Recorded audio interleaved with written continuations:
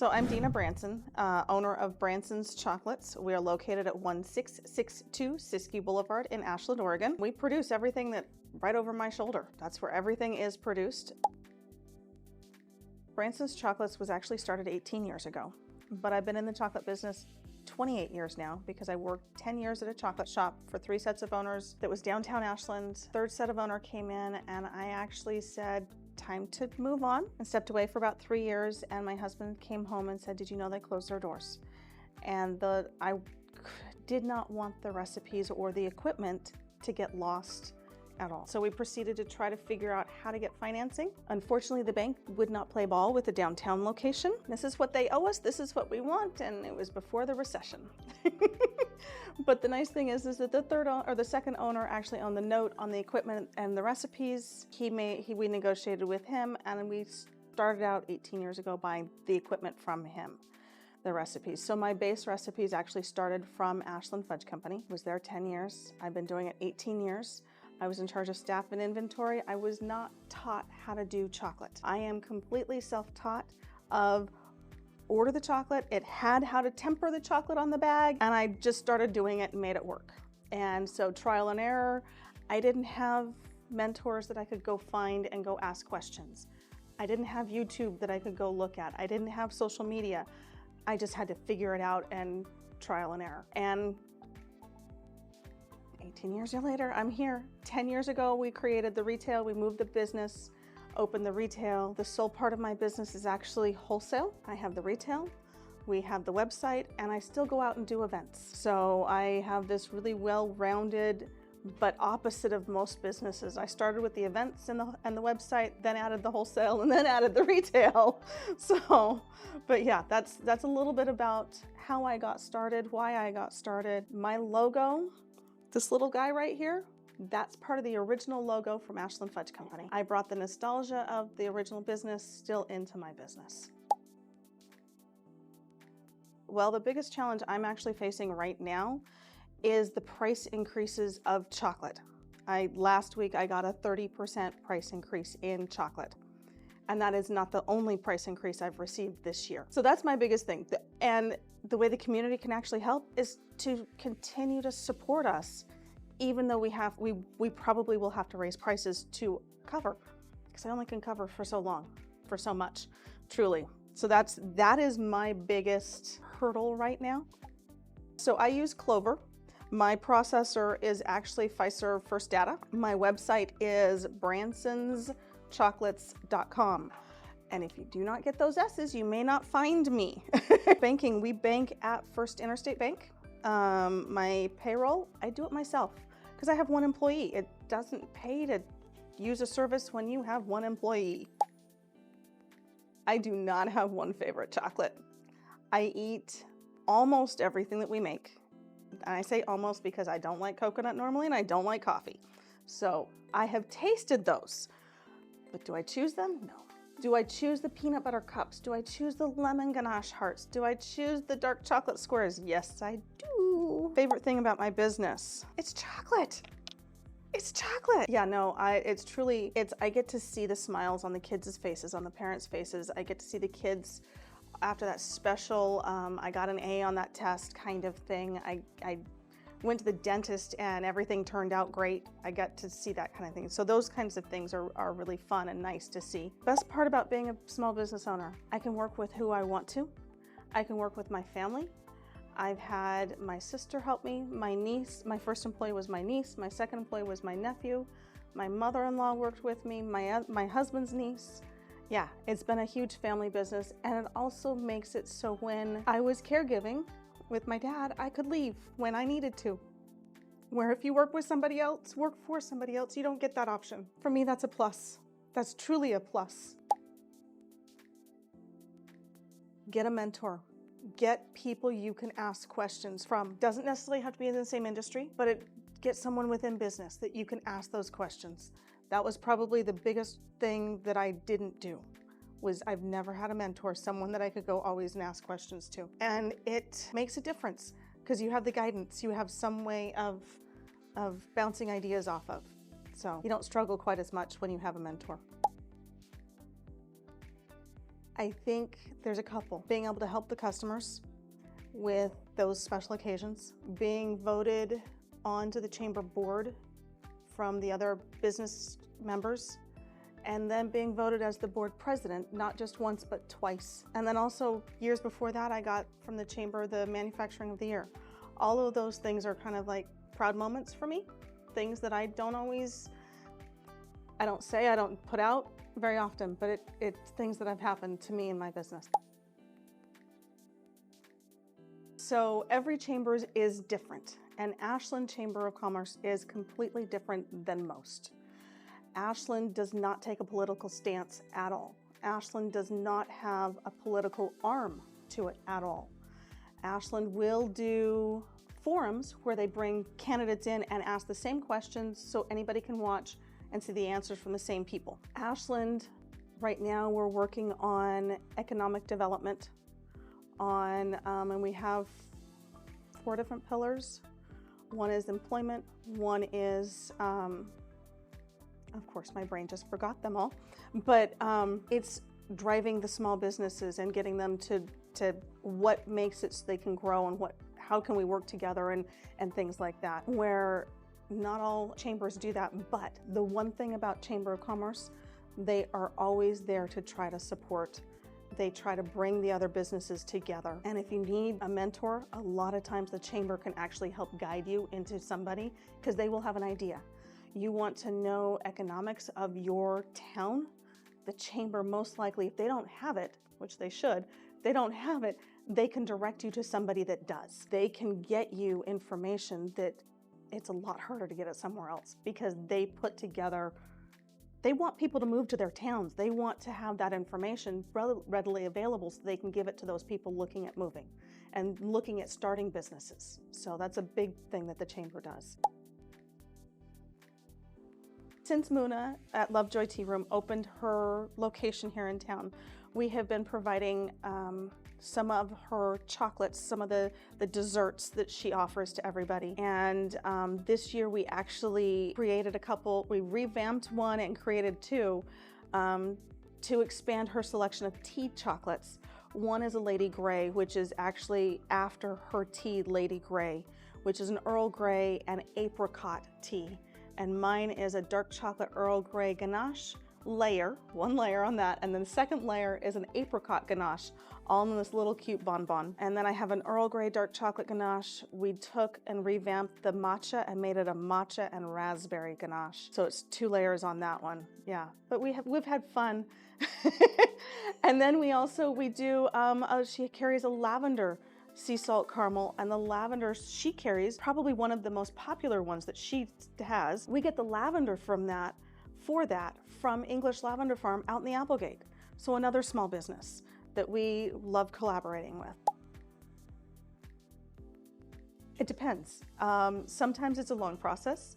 So I make a tequila truffle, and that tequila truffle on the top has sea salt. It has a lime, green lime shavings on top, and then I use Patron inside. It took my husband 3 years to convince me that would actually sell. I'm like, no one's gonna buy tequila and chocolate. The first event we took it to, we went to Portland. There was a lot of 20-something-year-olds over at the event. And I started by saying, there's Patron in it. Didn't get anywhere else. And the person would turn around and go, there's Patron over here, to their friends that are across the room.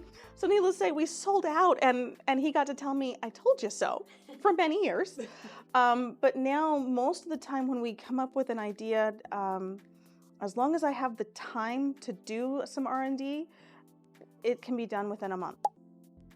No, my husband loves tequila. Oh. That's where that one came from. We used to do, so years ago, there was a bunch of potato chips that came out with like wasabi and pickle and all those weird, crazy flavors.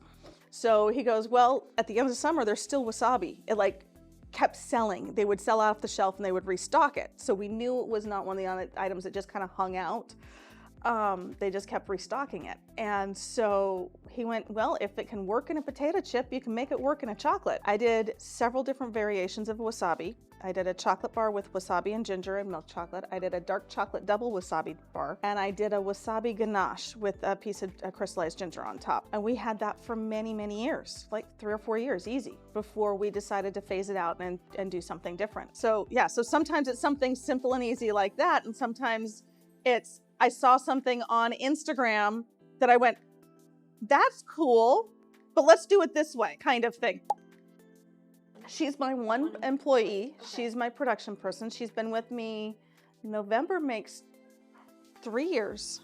Yeah, November makes 3 years. This is her first job post being a stay-at-home mom. And it was a perfect match. She has been one of the best employees. Her loss rate is like less than 1%. So yeah, yes. And I brag about her all the time and she's like, ah. So but she's the best. She truly is the best, yeah. Working with family is always interesting. I was raised by 2 self-employed parents. My dad employed a lot of our spouses also, and things like that over the years, off and on. So I knew kind of the dynamics there because I had done my dad's books and payroll for a long time. Here, me being the boss, there are times that you want to get on someone at work, but you have to be careful how you do it so it doesn't go back to the family function and ruin a family function because someone's mad that they got in trouble, they got busted at work. But the person that you're working with also has to understand that it's work and there's certain standards and certain guidelines that you will be held accountable for at work. And if you don't make those marks, then it doesn't work. I was very lucky in the fact that my niece, my nephew, and my husband's niece all knew that this is work and this is what Aunt Deena expects, kind of thing. This is what, and if we don't stay within that, she's gonna get on us. But I'm also one that doesn't crack down and just kind of thing. I'm more of a, let's talk about it, let's make sure we're good. Working here with your spouse can always be interesting. There are days he stays there and there's days I stay back there. But for the most part, we know our boundaries. We know what makes this business work. We know how to make it work because he's been here now 6 years with me, hanging out, helping. So it's good. It's nice. I actually enjoy having him here. I'm lucky that I have a spouse that I love and I love being around, because I know people that being around as much as we are, it would ruin the marriage. If you both are collaborating for the same thing, there are times that he goes, but that's not what I was envisioning. I didn't realize that that's what you weren't envisioning. This is what I was envisioning, kind of thing. Right. So sometimes that kind of thing does happen, but we figure it out, we make it work. Besides being in business 19 years, I'll have more bonbons. I will have mastered the use of my spray gun because I just started getting into that just over a year ago and doing it little bits here and there. I will show you some of it. So if it's flat, it's a transfer sheet. So cocoa butter is printed on a piece of acetate, which is plastic. And when your chocolate is still slightly warm, you take that plastic and you set it down, and the heat of that chocolate is just enough that it warms the cocoa butter and makes it move down without melting the cocoa butter. So it's called a transfer sheet. If it's round and it's like a ball, we're hand painting those. If it's round with a flat bottom, those are the bonbons. The hearts are the bonbons. They come out of a mold, and I'm spraying the mold with a spray gun and colored cocoa butter. So like the hearts, the exotic fruit heart, I actually use a spray gun on. The strawberry and raspberry, or strawberry and lemon, I hand painted with a paintbrush. The agave kiss is a paintbrush and then spray gun. The lady gray is 2 different techniques with a spray gun. Wow. Yeah, so I'm learning.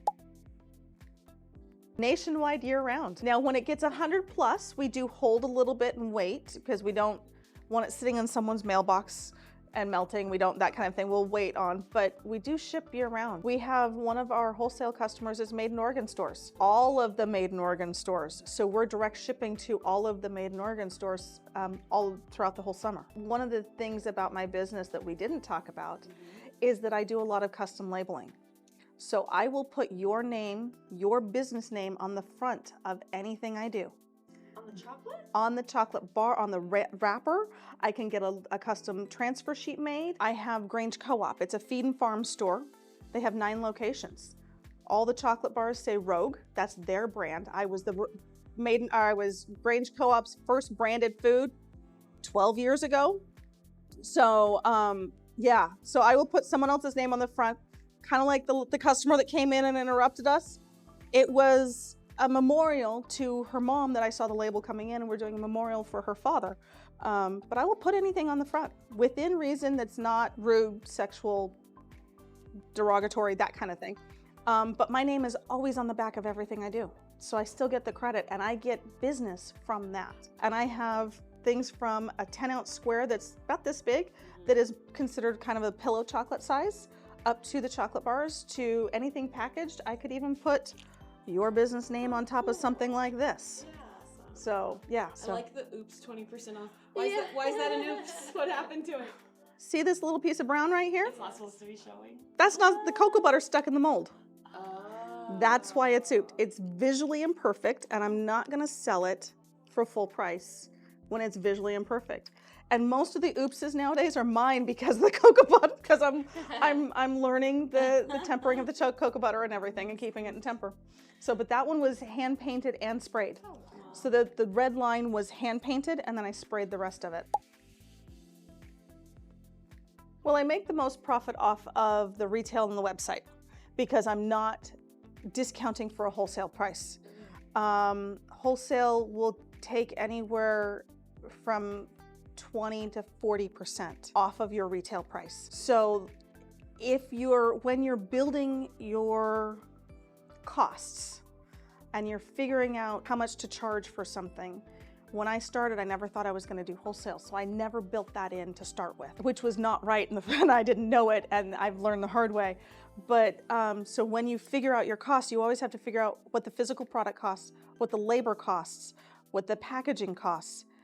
Then you have to mark it up enough to cover if you're going to do wholesale.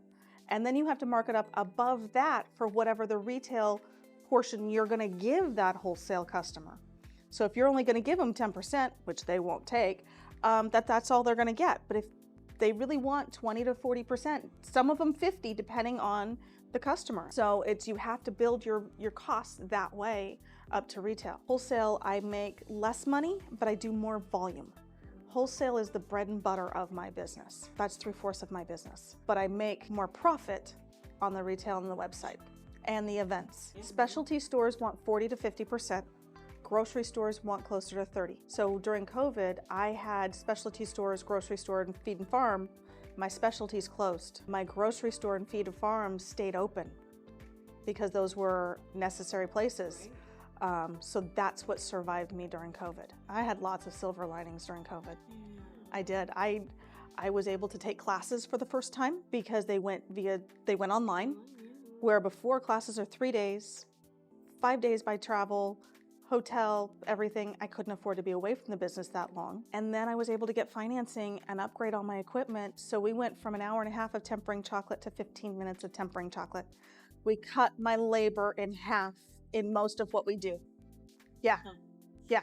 And that was through pandemic aid? It helped a lot of people. And there was that silver lining that some of us businesses that, because we didn't have the right qualifications, we couldn't dot the I correctly on one spot, you would never get the aid before, where this made it so we could actually qualify for something because they didn't care about that I anymore. So there's things like that I consider a silver lining. Oh, the chocolate that I use is the main product is actually a certified a B corporation, which means they give back. They do good, and to keep that certification, they have to continue to do it. It's not just a one-time thing. So yes, their product is not the cheapest, but they're giving back into the communities, back into the farmers and things of that sort. So that's a huge thing.